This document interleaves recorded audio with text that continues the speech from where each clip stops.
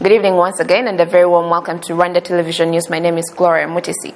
This Wednesday, a discussion between President Paul Kagame and United States Army Lieutenant General Herbert Raymond McMaster was aired as part of the Battleground series. During the discussion, under the theme Rwanda and the African Union, the promise of increased U.S.-Africa engagement, President Paul Kagame discusses the African Union, security in the Great Lakes region, and the future of the U.S. diplomatic and economic relations with Rwanda and Africa, the world's youngest continent in which 50% of the population is under 25 years old. On February 1st, 2019, President Paul Kagame took over as the chairperson of the East African Community. He has been leading the institutional reform of the African Union since 2016.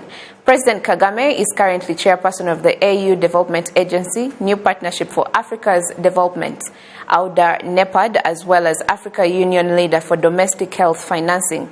Battlegrounds provide a needed forum with leaders from selected countries to share their assessment of problem sets and opportunities that have implications for U.S. foreign policy and national security strategy. When asked what Africa benefited from the institutional reform of the African Union, President Kagame noted that unity, collaboration was key. It was a pleasant duty for me to be the chair of the African Union in 2018.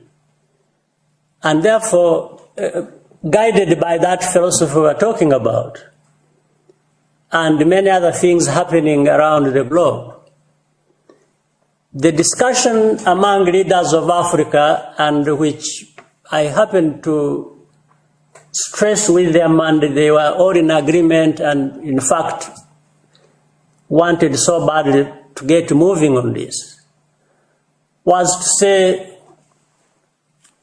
if you look at what is happening around the world, Africa remains marginalized because, one, we have remained divided just as individual countries, and it becomes easier to manipulate one country and sometimes one against the other.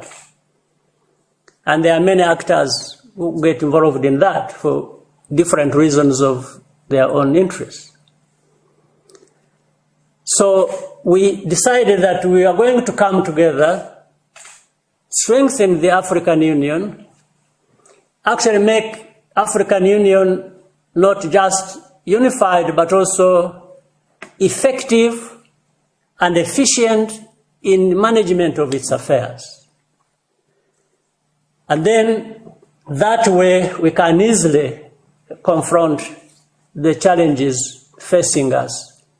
And in fact, in even forging ahead with partnerships, we are better off as an entity of Africa of 1.2 billion people plus, engaging United States or engaging China or engaging Russia or Europe and so on and so forth, than if we just have to go each one of us. And everybody accepted and agreed, and that's where we are.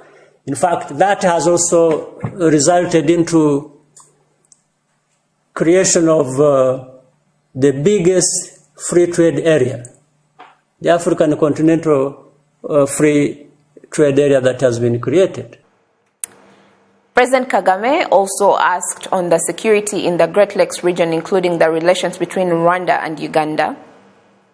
You see, the problems between Rwanda and Uganda, again, have been there also for quite some time. Only that this time what we had, and we hope will help us resolve the matter, is that we brought it to surface. We started discussing it publicly and openly. Otherwise, things were happening, without necessarily people knowing what the matter is. So, but with Angola and DRC and then Uganda and ourselves, Rwanda, we sat and brought out these issues that have been affecting our relationship.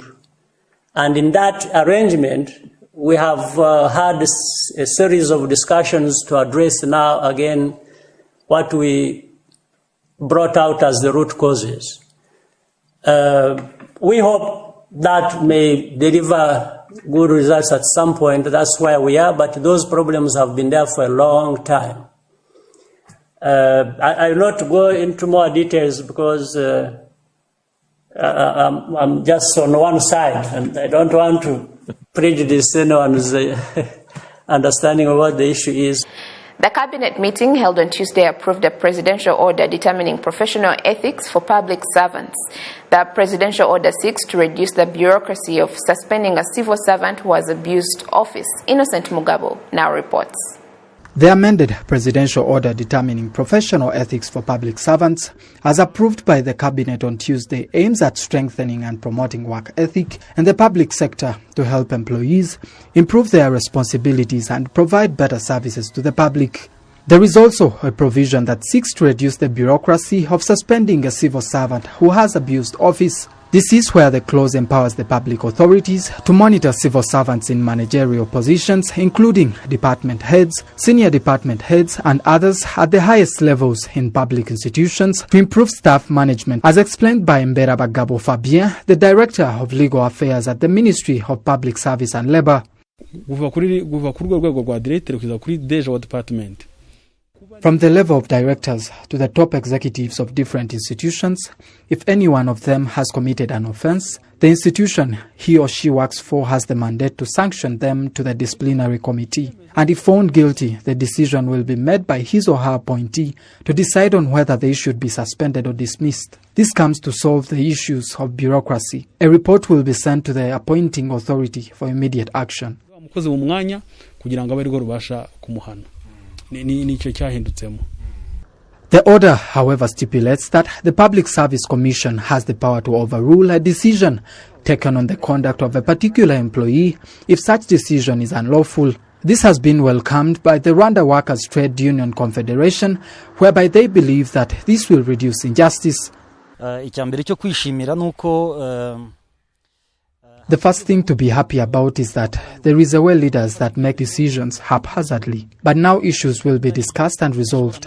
This will reduce injustice and reduce such cases of illegal dismissal. Civil servants are required to be honest and dedicated, so this should go hand in hand with employee recruitments. They should always choose based on competence, not sentiments.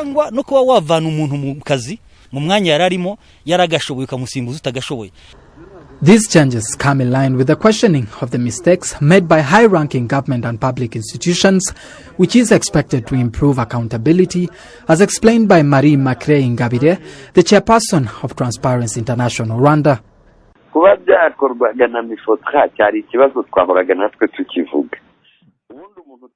We also always wondered why the ministry hasn't done this.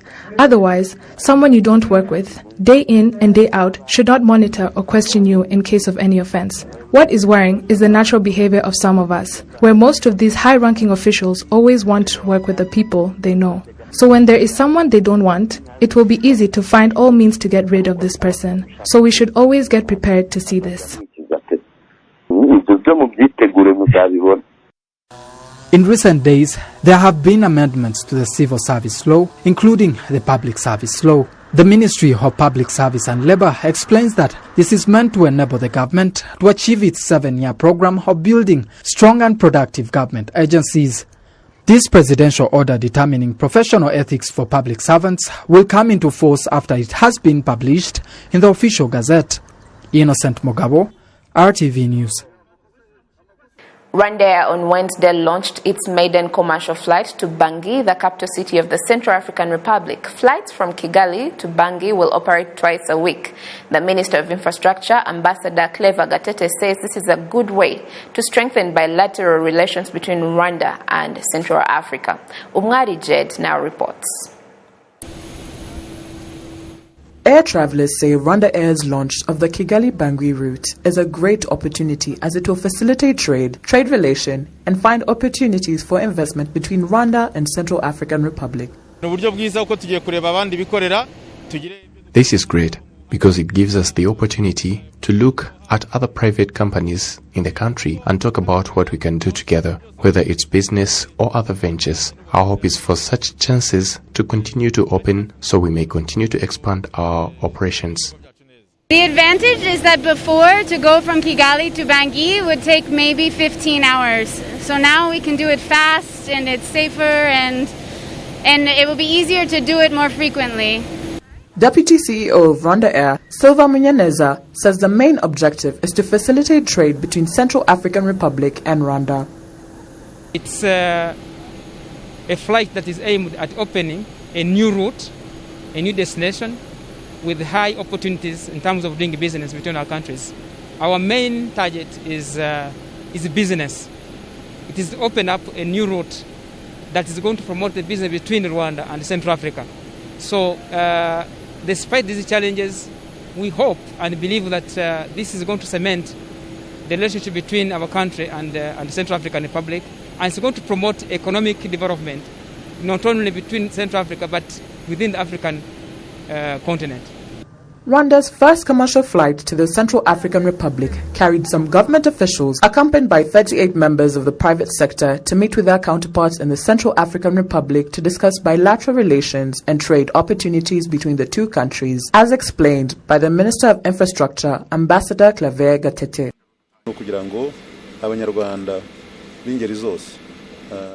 This is done in order to facilitate movement of all Rwandans in the private sector and other private travelers to easily get to the Central African Republic, creating opportunity for one to organize travel and see what they can do to increase productivity. This shall strengthen our good bilateral relations with the country while helping travelers to easily access the African market under the newly enforced Continental Free Trade Area. Rwanda is opening the doors to more trade between Central African Republic and Rwanda, especially since the country does not have many flights. There is also enough security in the country thanks to the presence of our troops. Now, still on the same topic, right after Rwanda's arrival in Bangui, the Rwandan delegation was received in office by His Excellency Faustin Archange Touadera. Gabi Muvunyi continues. 1:30, Rwanda's maiden flight landed at Mpoko International Airport in Bangui, the capital of Central African Republic. The flight was welcomed by a water salute symbolizing the official opening of the route. Central Africa's Transport Minister Arnaud Dubai Abazene says he is pleased with President Paul Kagame for his role in the launch of the route. He also commended Rwanda's contribution in restoring peace in the country, which has been at war for many years. Votre pays, sans façade maritime, comme le nôtre. Even though our country is landlocked, we have shown the world that it's not an obstacle which prevents us from being amongst the fastest growing countries. Brothers and sisters, we are proud of your country, and it has set an example for other African countries. L'exemple de votre pays a fasciné tous les autres pays africains. Following the inauguration ceremony held at the airport, Minister of Infrastructure Gatete Claver and Minister of Trade and Industry Hakuziyaremye Soraya were received by Central African President Faustin Archange Touadera in his office. President Touadera also met with some of the traders and investors from Rwanda. On January 8, 2021, the Minister of Foreign Affairs of Rwanda, Dr. Biruta Vincent, delivered President Paul Kagame's special message to his CAR counterpart, President Touadera. Following his visit, the Central African Republic's Ministry of Foreign Affairs announced that Rwanda will embark on the Kigali-Bangui route. Rwanda and Central Africa have signed a number of military and trade agreements, in addition to the troops on the peacekeeping mission since 2014. Through the agreements between both countries, Rwanda sent a peacekeeping force to Central Africa during the presidential elections that took place last year. In other news, the Minister of Local Government, Professor Shakana Stars, has argued that postponing the election of local leaders and extending their term should not be the root cause of mismanagement of office, but rather be a task to further combat the severity of the COVID-19 pandemic that has led to its postponement. Our colleague Jean-Pierre Kagabo spoke to Professor Shakana Stars a day after the Cabinet approved a ministerial order for postponement of elections of local government and other specific elections. What the law says is that when there are unavoidable circumstances that would cause elections to not take place, then the law allows the Minister for Local Government to postpone the elections until things return to normalcy. And so, as you can see, we have a challenge of severity of the pandemic currently, which has led us to put a halt to the elections, because we can't tell people to line up as usual to go elect their women representatives, people with disabilities. From sales level, telling people to social distance in those queues will be a challenge. So the lockdown in Kigali and the spread of the virus in other districts, we can't proceed with these elections because we would be spreading the virus further. So that's why you see the cabinet approved a ministerial order for postponement of elections of local government and other specific elections that were scheduled for February and March 2021. So now let's focus on fighting the pandemic, and when it's possible, we will hold the elections. In this case, the challenge is the severity of this pandemic. When we put in effort, it could even be after a month. We all want this pandemic to be over as Rwandans, be it local authorities, health authorities, local government, security. We all want to stop the pandemic. So our wish is that we all work together in one effort to stop the spread so that life can get back to normal. But we also can confidently say we are giving it 2 months. We didn't call upon the pandemic, but it's our wish that sometime soon, Corona is not the reason that stops us from carrying out the elections and build our country.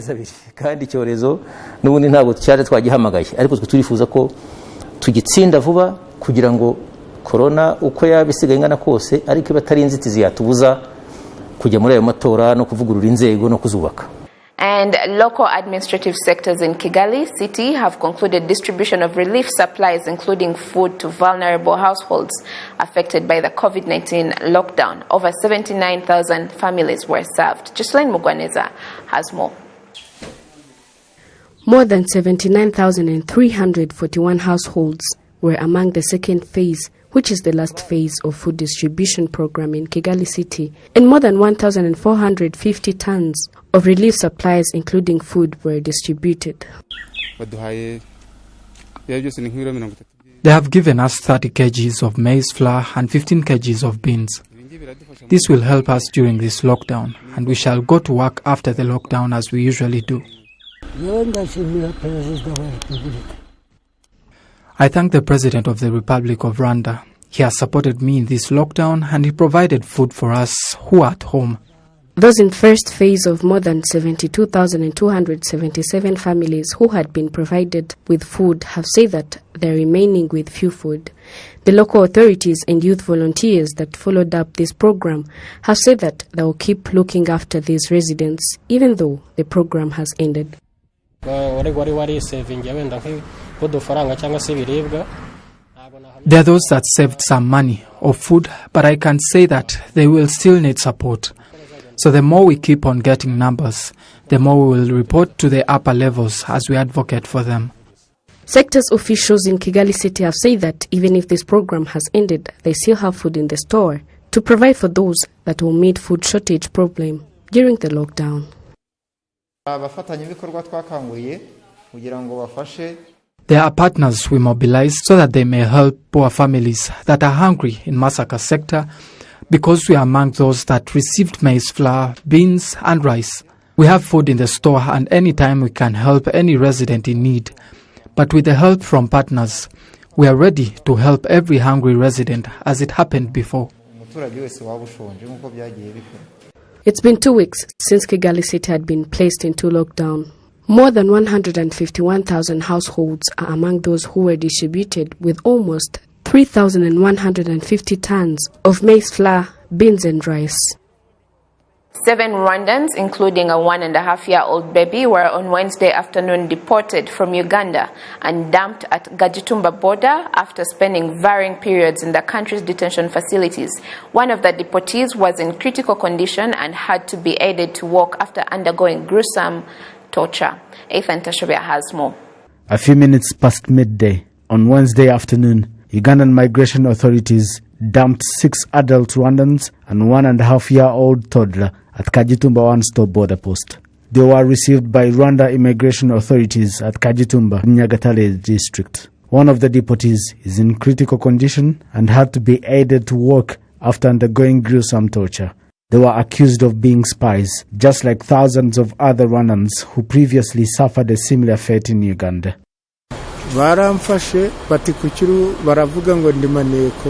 They kidnapped me, alleging that I was spying in Uganda. I was taken to Kisoro detention facility. 2 days later, I was driven to Mbarara with 4 other people and later taken to Kampala. They accused us of being spies. I tried to explain to them that a baby has no idea what spying is. Upon arrival on the Rwandan soil, the deportees took rapid COVID-19 tests and all the results returned negative. They told journalists that they were detained in different facilities, including safe houses operated by Uganda's Chief Tenancy of Military Intelligence, CMI. Each of the deported Rwandans from Uganda share a shocking but similar ordeal of kidnap, illegal detention and torture by Ugandan security services.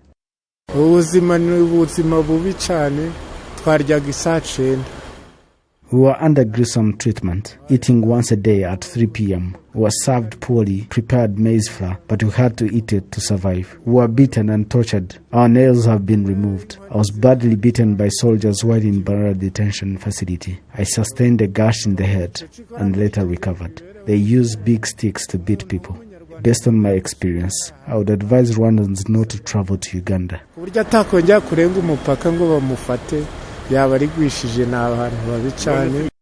Thousands of Rwandans have reportedly been kidnapped and illegally detained by Uganda's security organs and denied consular services.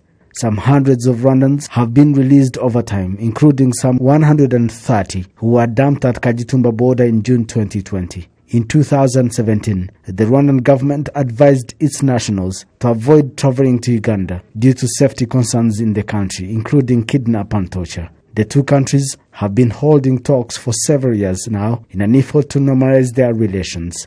Reporting for RwandaTV News, Ethan Tashobia.